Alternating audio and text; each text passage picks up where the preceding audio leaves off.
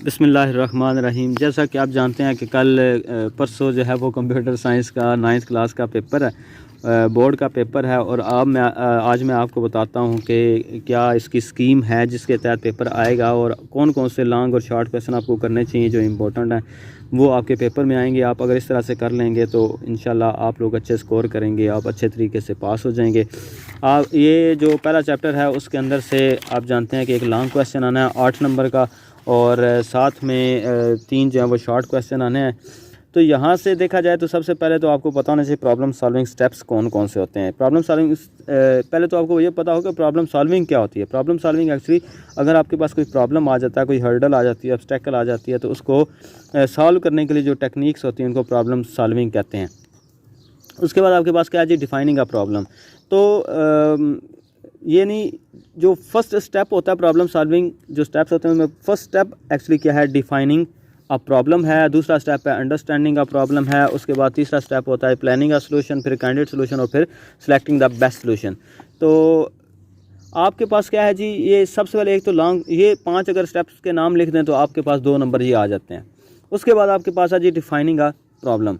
ये एक long question भी आ सकता है, यानी कि आप डिफाइनिंग अ प्रॉब्लम की डेफिनेशन करें और फिर नीचे ये जो इसके स्टेप्स होते हैं वो स्टेप्स जो हैं वो याद कर लें। तो इस तरह से अगर ये लॉन्ग क्वेश्चन आ जाता है तो आप जो हैं वो इजीली 8 नंबर जो है वो ले सकते हैं। उसके बाद अंडरस्टैंडिंग अ प्रॉब्लम, ये आम तौर पे तो ये शॉर्ट क्वेश्चन के हिसाब से बना हुआ है। यानी अंडरस्टैंडिंग अ प्रॉब्लम में आपको प्रॉब्लम अंडरस्टैंडिंग करना और फिर क्लियर अंडरस्टैंडिंग से क्या मुराद है, इसको एनालाइज करने से क्या मुराद होता है, और ये जो कौन से क्वेश्चन है जो कि एनालाइज करने के लिए पूछे जाते हैं, what, who, why, when, where.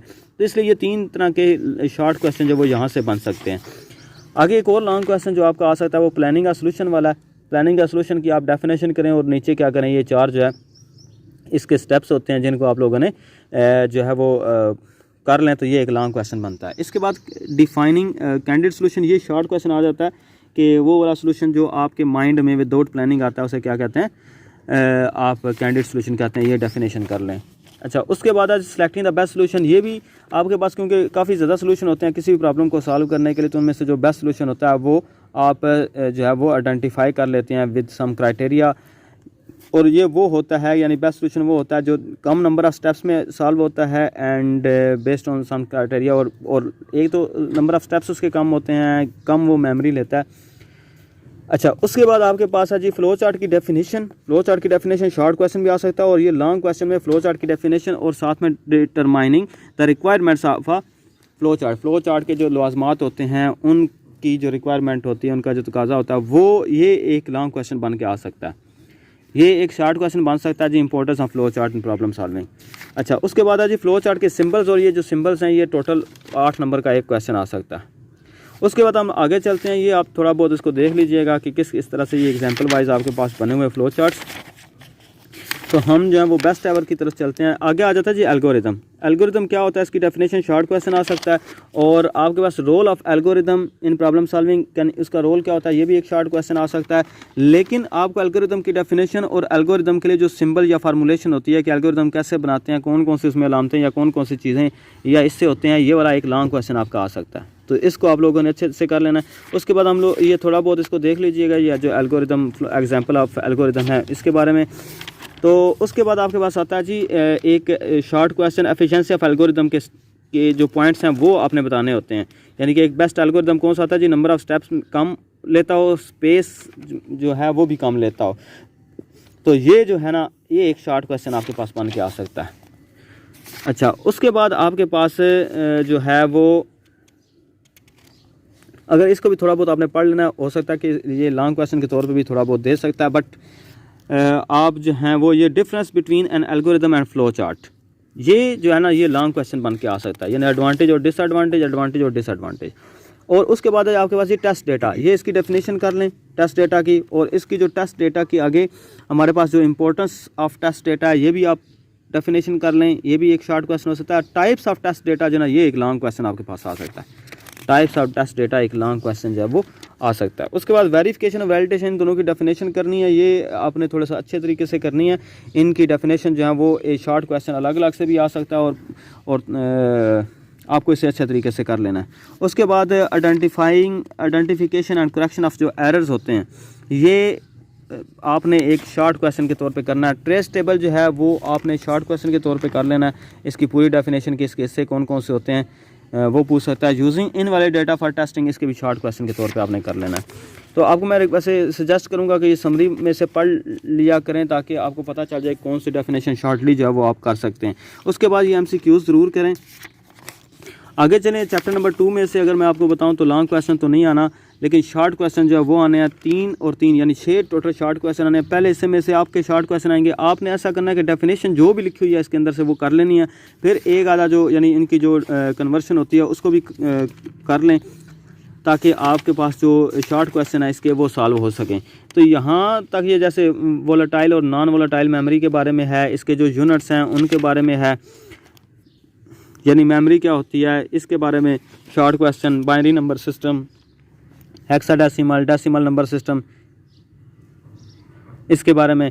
और यहाँ पे डेटा रिप्रेजेंटेशन ऑफ डिजिटल जो कंप्यूटर होता है वो डेटा बाइनरी फॉर्म के अंदर, यानी बिट की डेफिनेशन, ये मेमोरी को कुछ यूनिट्स जो हैं उनको आप लोगों ने करना है। Measurement of size of computer memory, यानी ये जो है ना इसको आप अच्छे तरीके से कर लें। इसका एक आ सकता है स्मॉलेस्ट यूनिट जो होता है वो बिट होता है, और इसी तरह से ये जो टेबल है इसको आप अच्छे से कर लें क्योंकि इसमें से MCQs और शॉर्ट क्वेश्चन भी आ सकते हैं। और ये जो difference between memory and storage है इसको भी आपने अच्छे तरीके से करना है। ये भी एक शॉर्ट क्वेश्चन जो है वो आ सकता है। शॉर्ट क्वेश्चन स्टोरेज डिवाइस की डेफिनेशन आप लोग कर लें, ये भी एक शॉर्ट क्वेश्चन आ सकता है। स्टोरेज डिवाइसेस जो इनकी एग्जांपल्स हैं, मतलब नाम को बताने आपने कौन कौन से स्टोरेज डिवाइसेस हैं, ये एक शॉर्ट क्वेश्चन आ सकता है। अच्छा, यहाँ से आगे यानी चैप्टर का ये जो पिछला हिस्सा यहाँ तक जो हमने कर लिया ना, यहाँ तक आपके 3 शॉर्ट क्वेश्चन आने हैं और आगे से यहाँ से फिर 3 शॉर्ट क्वेश्चन आने हैं। मतलब ये बुलियन अलजेब्रा, ये इसकी डेफिनेशन कर लें, प्रोपोजिशन की डेफिनेशन कर लें, ट्रुथ वैल्यूज़ की डेफिनेशन कर लें, लॉजिकल ऑपरेटर्स कौन कौन से होते हैं और क्या क्या इनका मकसद होता है, इनकी डेफिनेशन जो है वो सारी की सारी आपने करनी है। और ये ट्रुथ टेबल जो होता है उसकी आपने यानी जो डेफिनेशन है वो करनी है, और फिर बताना है कि एंड के लिए ट्रुथ टेबल क्या होगा, आर के लिए ट्रुथ टेबल क्या होगा, नॉट के लिए ट्रुथ टेबल का क्या होगा।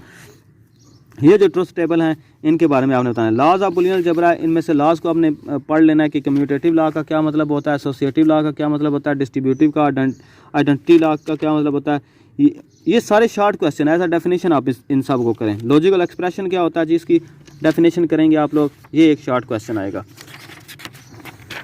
तो आगे अगर चलें तो फिर आपने ये जो MCQs हैं इनको अच्छे तरीके से कर लें।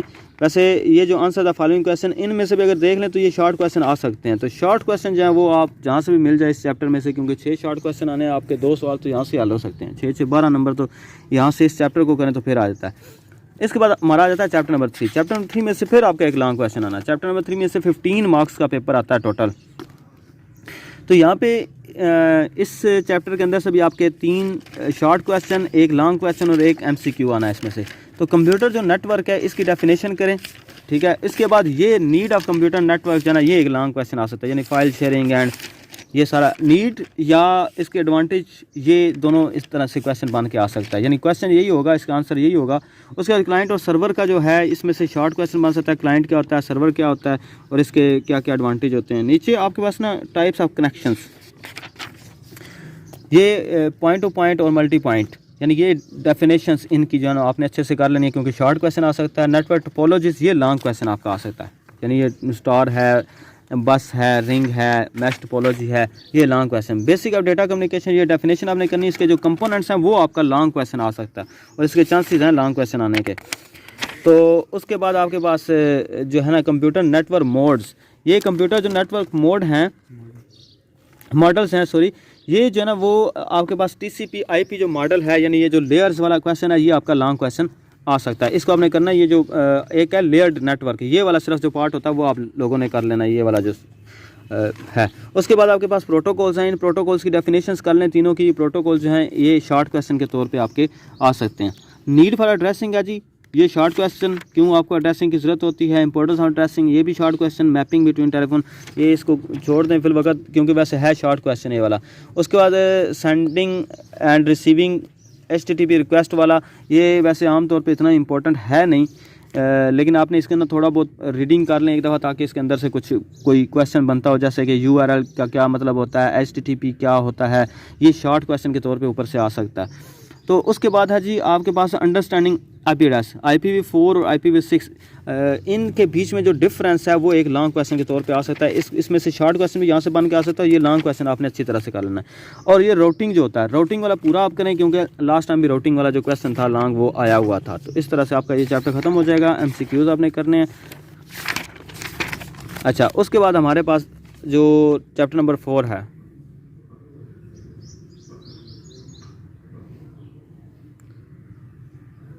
चैप्टर नंबर जो 4 है उसमें आपने क्या करना जी, आप जो ये ethical issues related to security,